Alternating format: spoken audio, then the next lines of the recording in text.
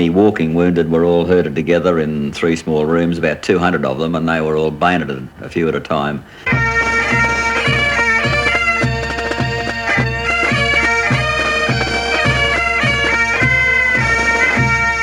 When our fellows bombed and there was a great rush to get back on the train, he got trampled under and sort of died in that.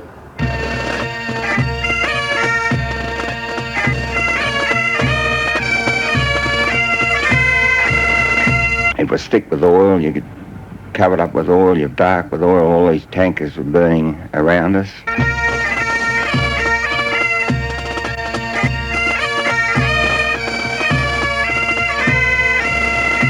The Australian stood out on his own. That is why most of us come back, because we all help one another.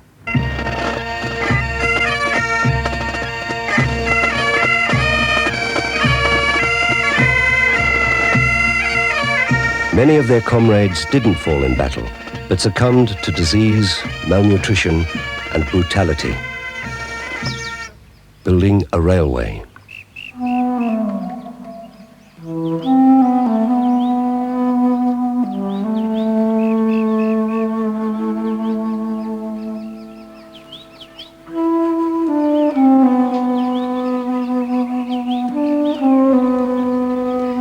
In 1942, the Japanese High Command regarded it as imperative to link the existing railway networks around Bangkok in Thailand and Rangoon in Burma with an additional 240 kilometers of narrow-gauge track. They completed the project in an amazing 15 months at the horrific cost of over 116,000 lives.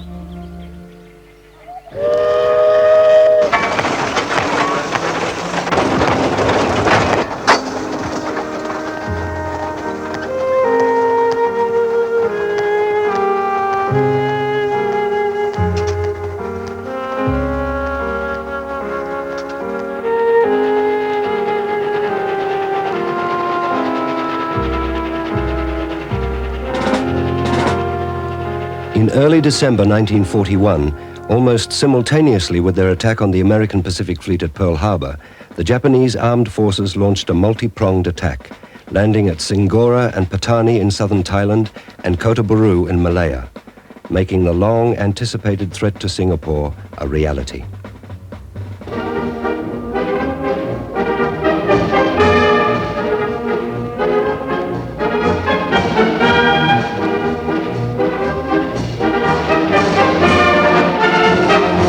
The defenders, a mixed empire force of British, Indians and Australians, were ill-equipped and questionably deployed.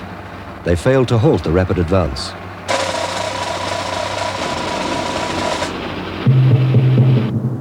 With formidable air support from bases in Thailand, the Japanese army pushed relentlessly down the Malay Peninsula to the island fortress.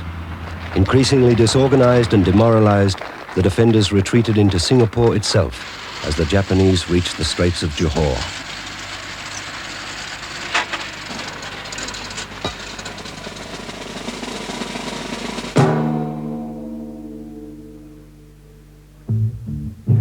A quick victory was vital to the Japanese.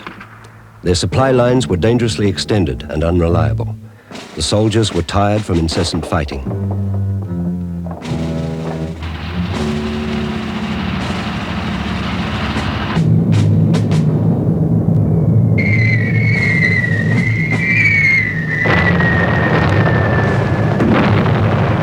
Using a combination of aerial bombardment, naval and artillery shelling, and pure bluff, the commander, General Yamashita, convinced the beleaguered island of the hopelessness of its defense.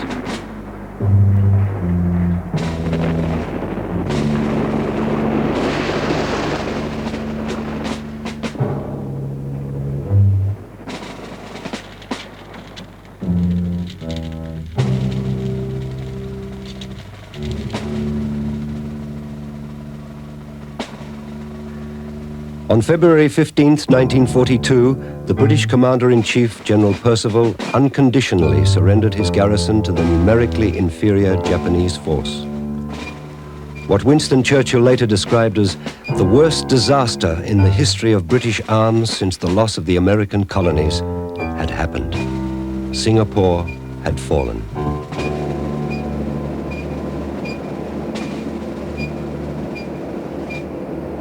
For the Commonwealth and Dominion soldiers, to the indignity of defeat was added the humiliation of having to parade respectfully in front of their conquerors.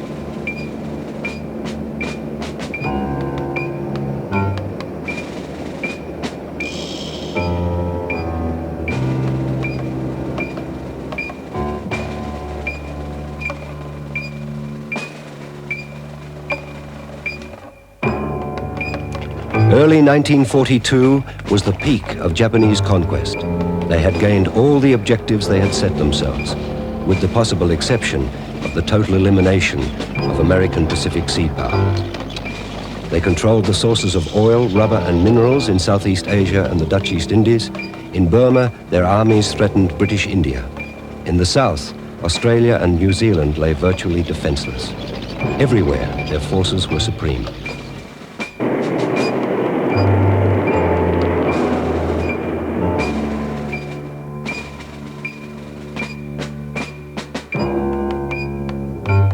The Japanese were embarrassed by the staggering amount of prisoners they had taken.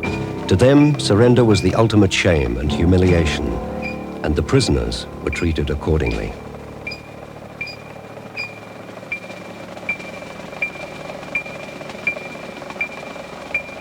For many, long years of captivity began here. To a point, it was something akin to living in a barracks establishment of pre-war style. However, it was so overloaded because of the number of people. It wasn't quite like the old standards, but it was something like it. And in that first month or so in Changi, it was a reasonable life, even though, of course, we were incarcerated and there's no joy in that anyway. Initially, the prisoners' greatest problem was boredom, and they devised ingenious ways to overcome it.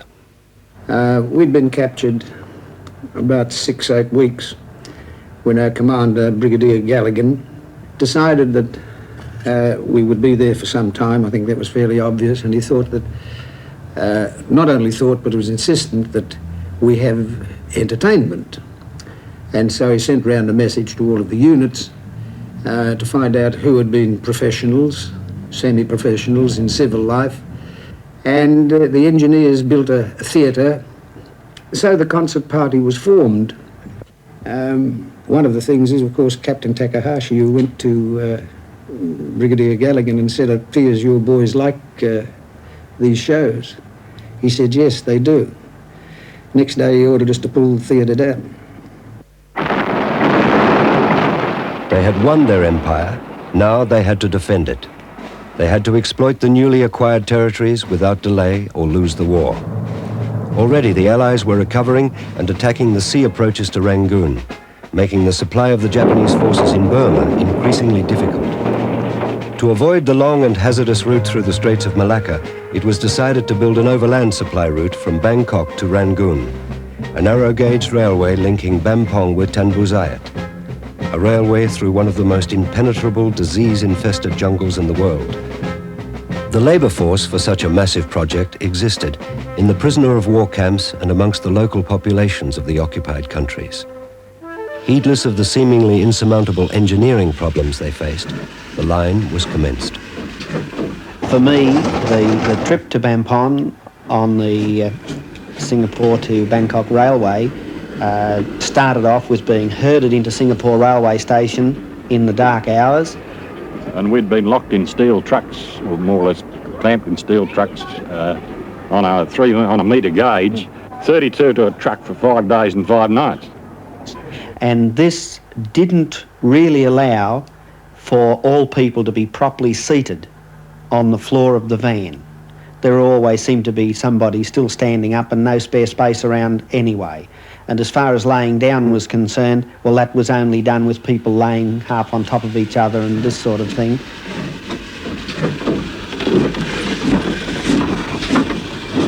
Well, to be quite frank, the stories the Japanese had told us when Air Force was being sent away to reinforce the earlier groups that had gone into Lower Thailand and into Burma to work from opposite ends of the railway, that the food was getting short in Singapore, which was true, and they wanted to ship a lot of men away to relieve the food shortage situation, and they more or less gave us the impression that we were going to a land of milk and honey. Well, when we first arrived at Ban Pong, that's exactly what we thought we were in, because we hadn't seen fresh vegetables and fresh meat in the quantities that we received. And, you know, we were having stews with just full of vegetables. And our first arrival place, Ban Pong, when we got off the train. And the camp was established. Well, God, suffering cats, we'd never seen so many eggs in all our life. We had an egg stew. But all this was to rapidly change as the prisoners were moved out to their future work camps. And, you know, we were saying, where are the trucks that are going to take us to our camp? And then we sort of found out in no uncertain fashion that there were no trucks and we were going to walk. And he gave us the understanding then that we'd be walking for well over 100 miles. Nobody believed him at that time, but so it wasn't too long before we found out that he'd been telling the truth. So we followed the course of 2 different rivers in Thailand, and we walked along as close as possible to the banks of the river, but I suppose to get away from Allied air observation, we used to march of a night time, and we'd march about 16 miles a night, then we'd rest the next day, march the next night, then rest the next day and the next night. Now this went on until we'd covered the distance that our particular group, I think it was about 180 miles we walked from Ban Pong right up to a place called Kon Koita. You can imagine walking 16 mile a night with the clothing and everything else that you had to carry. And towards the end of the night, the column was straggled out quite a long way, and the Japanese didn't have any sympathy for anybody that fell behind, so it was basically doing your best to help your mates sort of keep up. And you might find 2 people carrying their mate or half carrying him and sharing his pack just to get him into camp, because there were a number of cases where people that fell behind and just couldn't get up were, you know, shot or bayoneted. Finally, arriving at their destinations, they were often put to work before their own camp huts had been completed. We left there at Otti and we went up to a place called Brinkassi. And we started to build bridges. Building the bridge, of course, consisted of cutting down great logs out of the jungle and then carrying them back by hand, floating them out into the river and then standing them up where they had a barge with a trestle on it and a pile driver. And the pile driver was man-powered. You'd have anything up to 20 or 30 men on ropes that would be just dragging on the pile driver, and this would go on for 8, 10, 12 hours a day.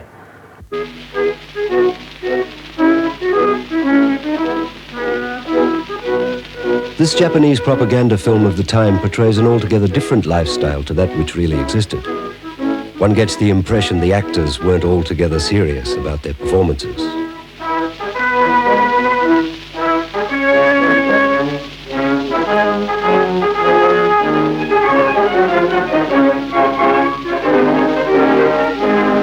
Necessary commodities are supplied to us. Not plentiful, but rationed enough to keep everybody going on a normal scale.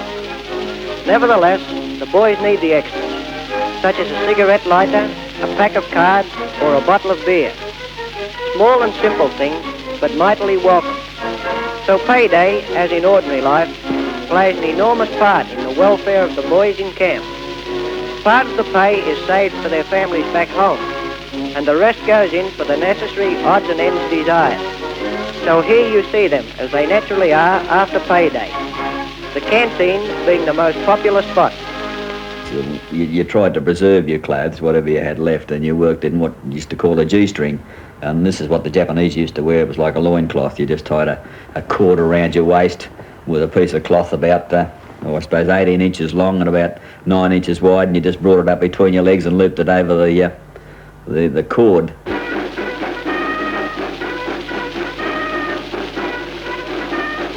I hope things are as peaceful as this.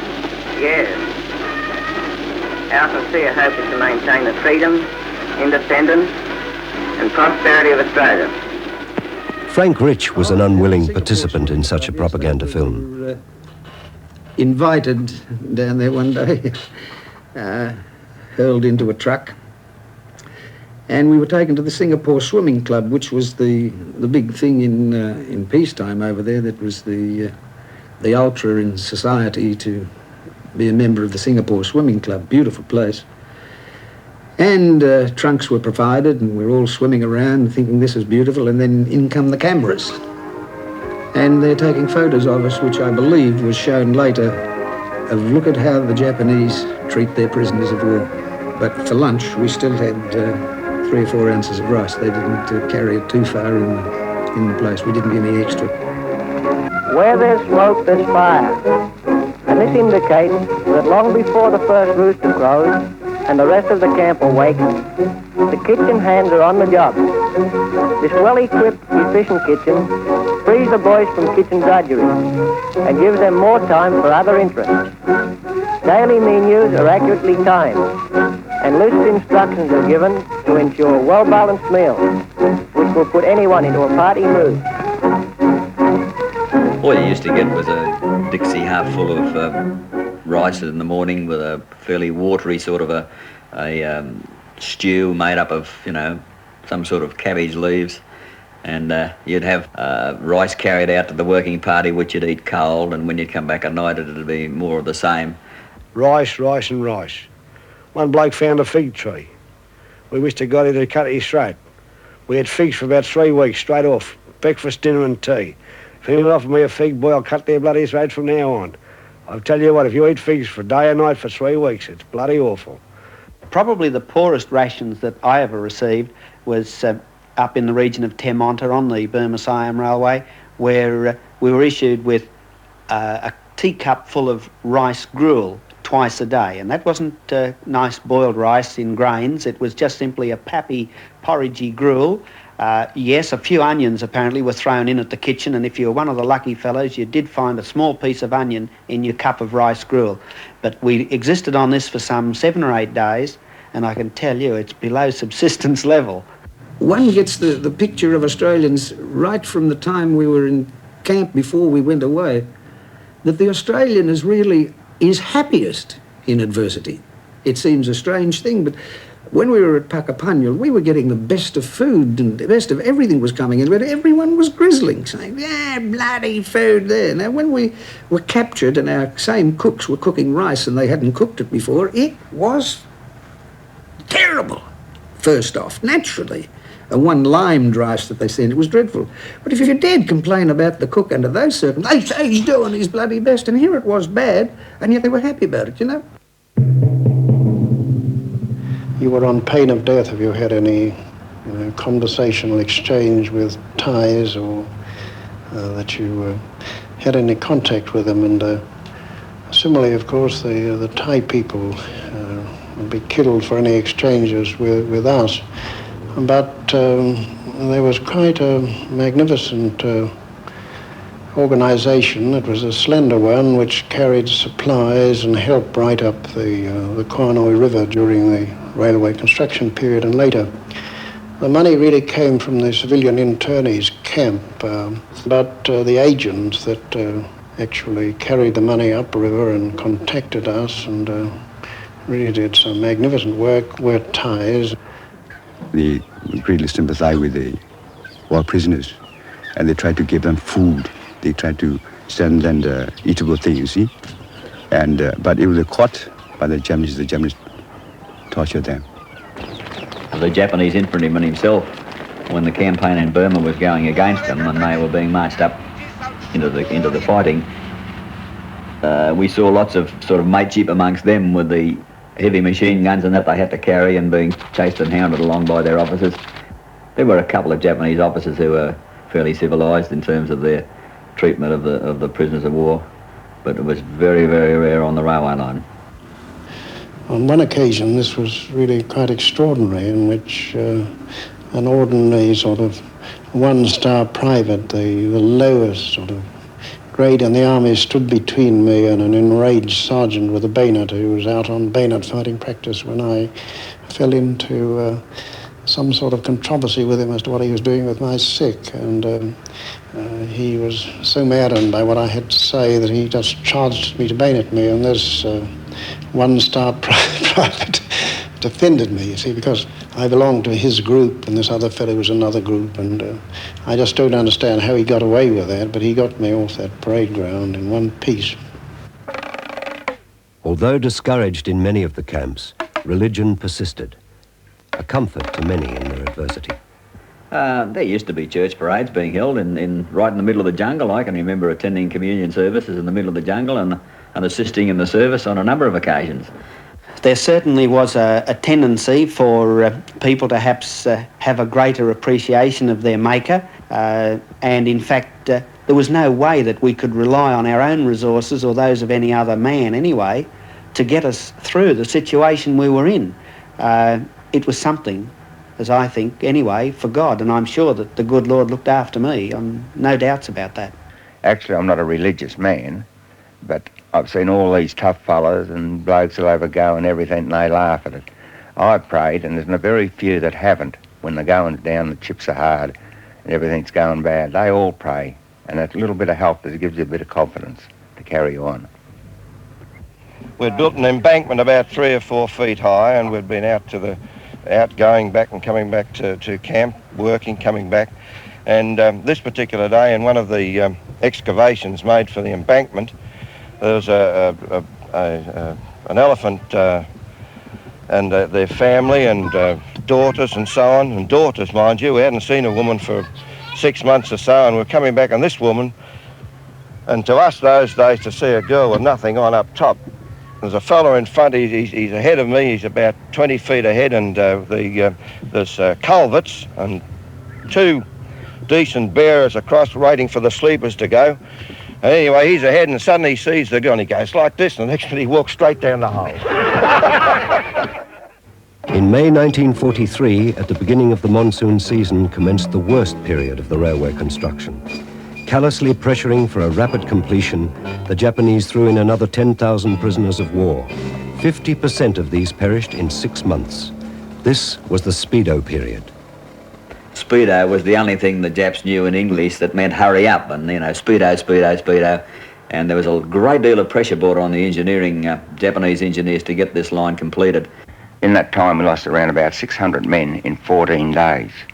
Before daylight and after dark, people were working, and the Asians were sort of literally worked to death.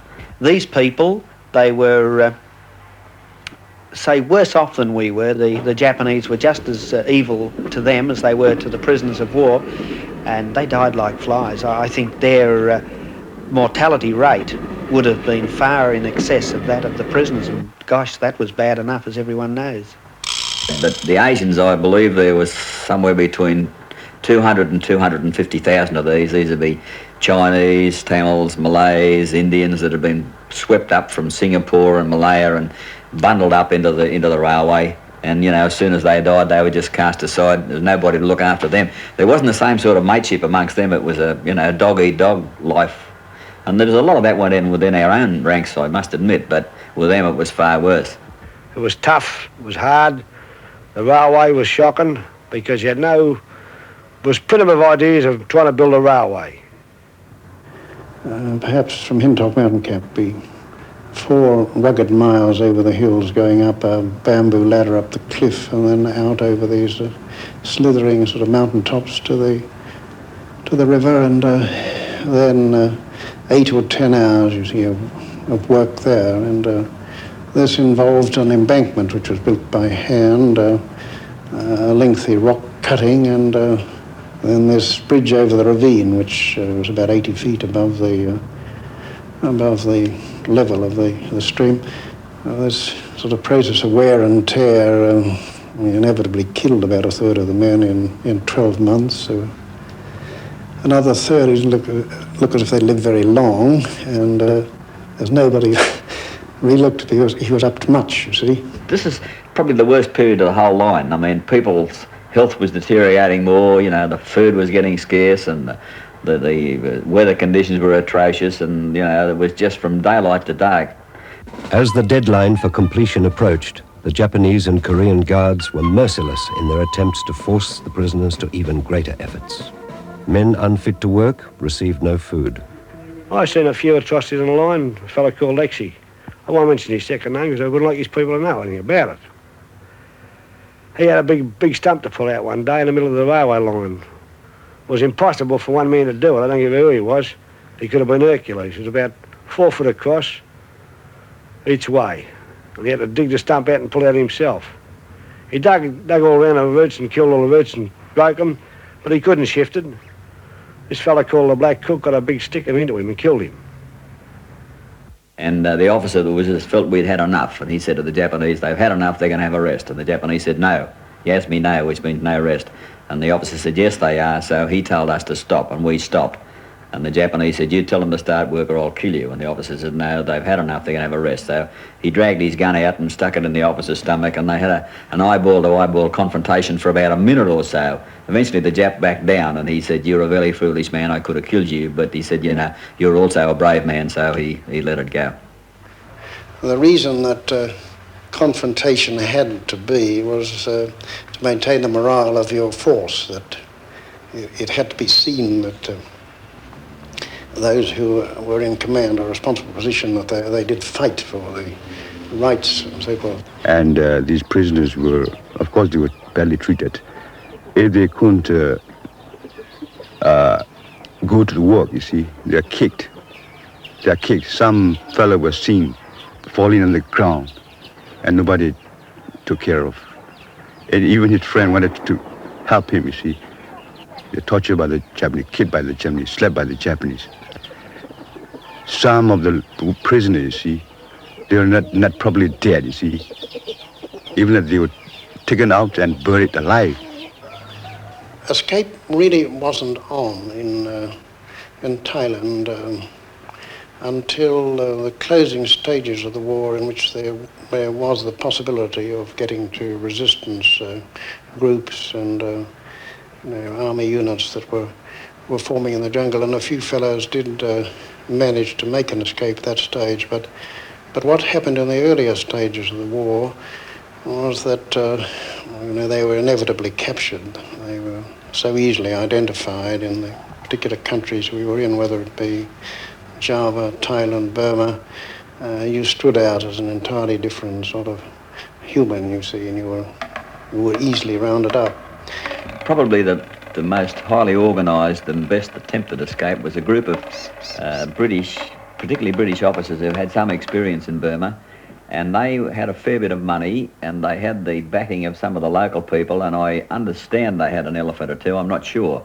Now, they got a fair way before they were reported by some of the local population further up, and they were all captured. Because if you realise where the line was being built from there to the coast were several hundreds of miles through mostly impenetrable jungle, or if you travelled down the rivers. But then if you were lucky enough to get there, you had to find a boat, and the closest point there was around about Trincomalee or something in Ceylon or India. And if you survived the jungle with malaria and not being able to light a fire to cook food, and you couldn't live off the jungle.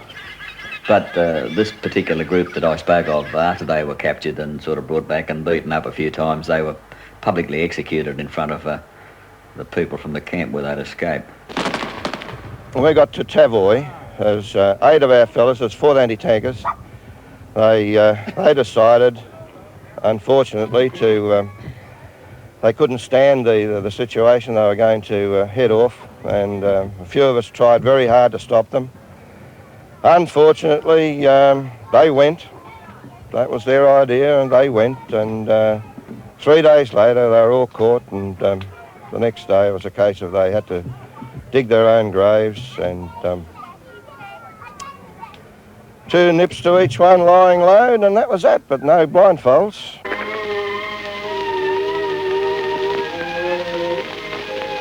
It's good to be healthy, to enjoy games and sunshine, but some of the boys have been overcome by sickness. No pains are spared for their care and well-being. We have our own doctors who immediately report to the authorities whenever they find a man in need of medical attention. The best that science and kindness can give is always at our disposal.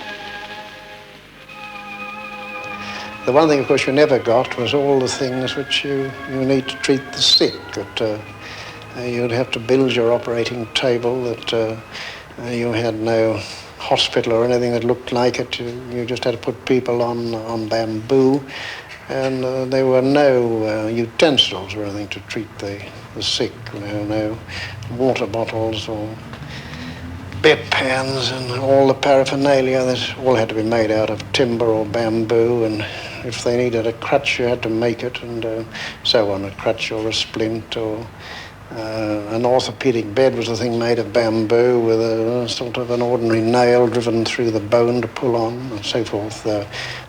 One camp, when we finished the railway line, or when it was almost finished, and we were transferred up into a place called Tanbaya in Burma, which was a hospital camp for prisoners that had worked on from Air Force. And in a very short period of time, some month or two, they conducted 96 amputations in this camp.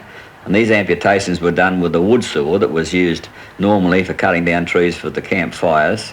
And of course, when there was an operation on, this saw had to be boiled up in an army Dixie, a big Dixie, and then 1 or 2 scalpels and a half a dozen forceps, and these sort of legs and toes and so forth were being amputated.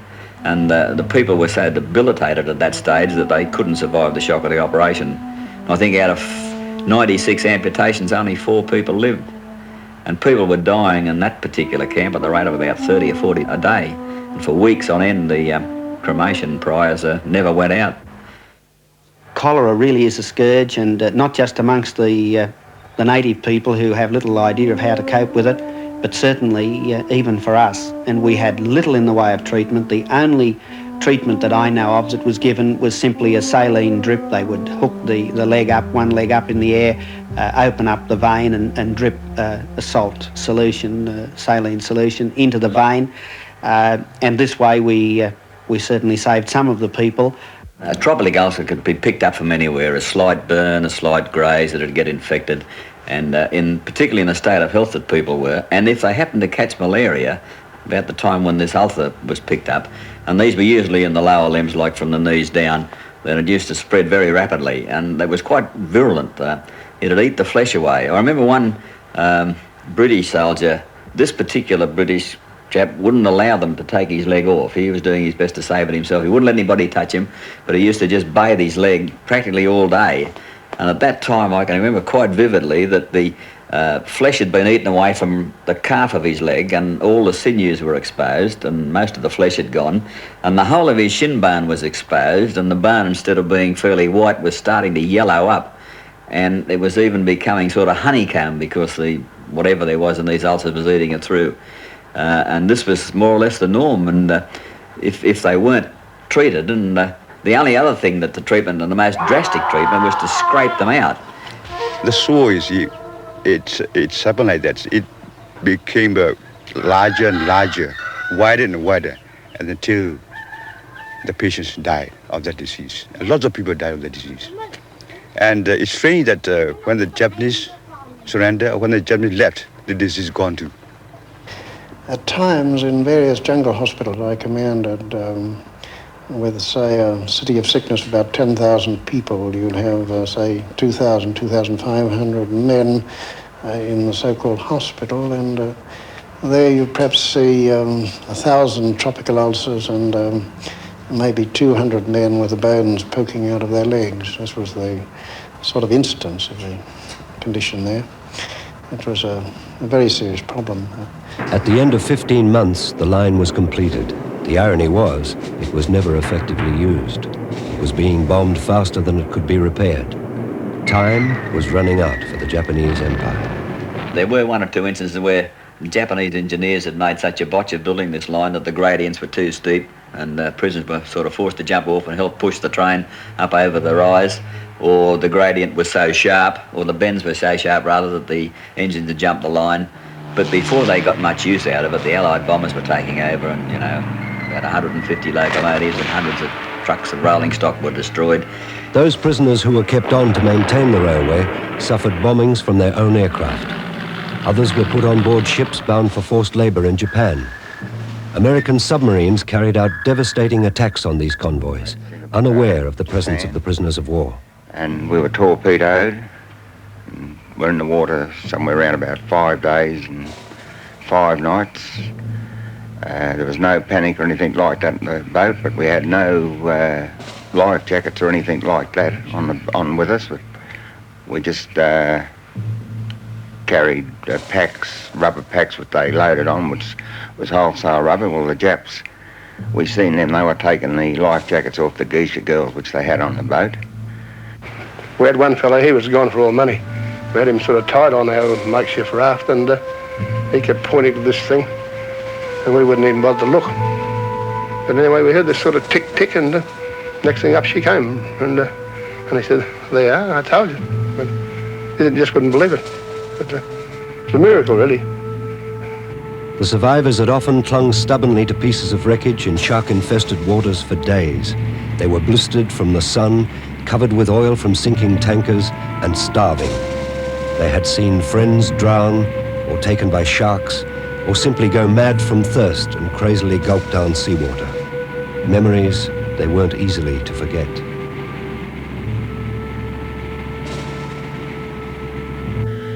The first thing we see to this submarine was like a big telegraph pole. You couldn't work out what it was in the water. And we didn't see a thing, and the next minute this big sub comes up beside us. And these Americans came out of the submarine. And there was a big bloke there, he looked 6 foot odd. He was, big beard, double-barrel shotgun. And he said, "Who the hell are you?" He said, "Australians." He said, "Well, turn your bloody hats up. You don't look it." As soon as they knew who we were, they dived over. I'll never forget it. The main thing sticks out. They put this beautiful white blanket around us and covered thick with oil and sunburn and everything like that. And what the Americans done to us was absolutely marvellous. They couldn't do enough for us. They were really good. Unfortunately for many, rescue came too late. There was 30 odd of us started off, and when we got picked up by the American sub, there was 8 there alive. 8 on there, 2 were dead, and 1 died on the submarine, out the lot that came out of it. When being interviewed, the American said, looked at me and he said, "How old are you, guy?" I said, 21. He said, 31. I said, "No, 21. He said, "God, you look nearer 41, you do, 21. I was 7 stone 6 and I got picked up.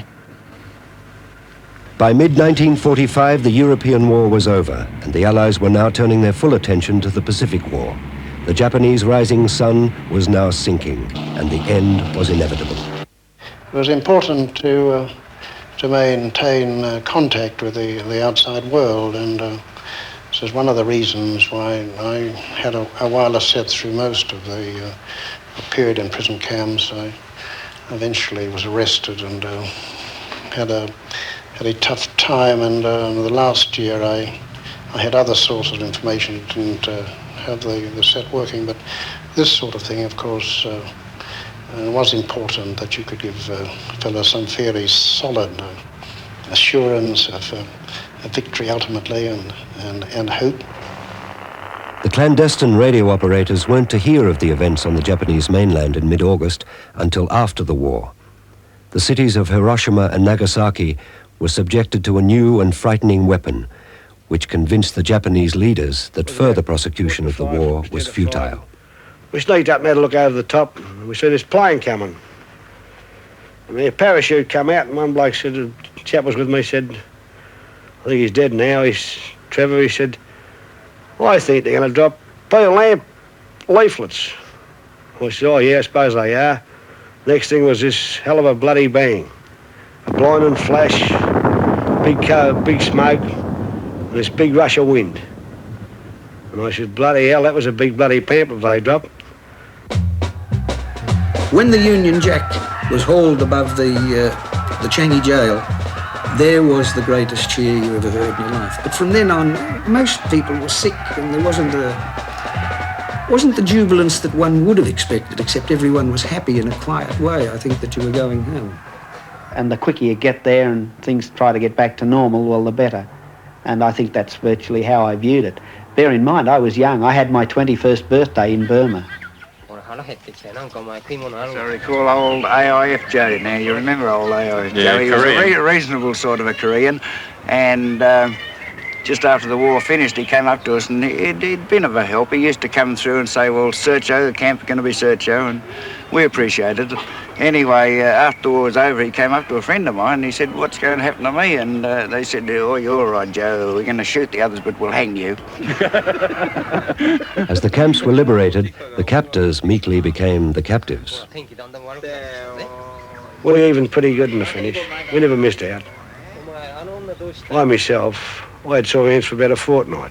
Over 116,000 native labourers and Allied soldiers perished to construct this fragile link between Bangkok and Rangoon. The jungle has reclaimed most of the line. Some bridges and cuttings survive, but little else to indicate the starvation, torture, suffering, and death that took place. But I suppose if you cut across all the brutality and the suffering and anguish that went on in there, the building of that line was quite an achievement. To build a railway line with absolute minimum equipment like axes and tools and hammers and dog spikes and logs, and some of those massive bridges they built were like, you know, made like matchsticks. And to do that over about 280 miles in something like 15 or 16 months was quite an engineering achievement.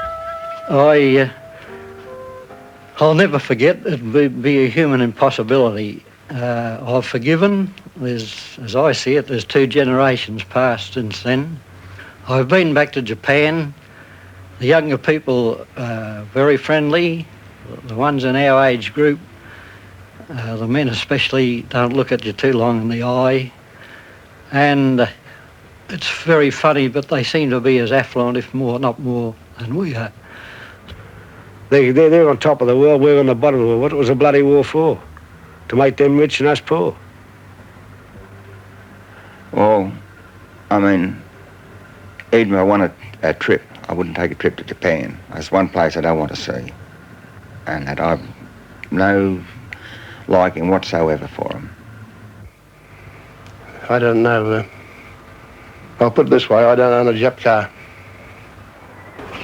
And if there is such a thing as a God, why? Why this punishment? Why this starvation? Why this malnutrition, disease? No food. And then on top of that, you get the beatings. Why? If there's such a God, why does he let this happen?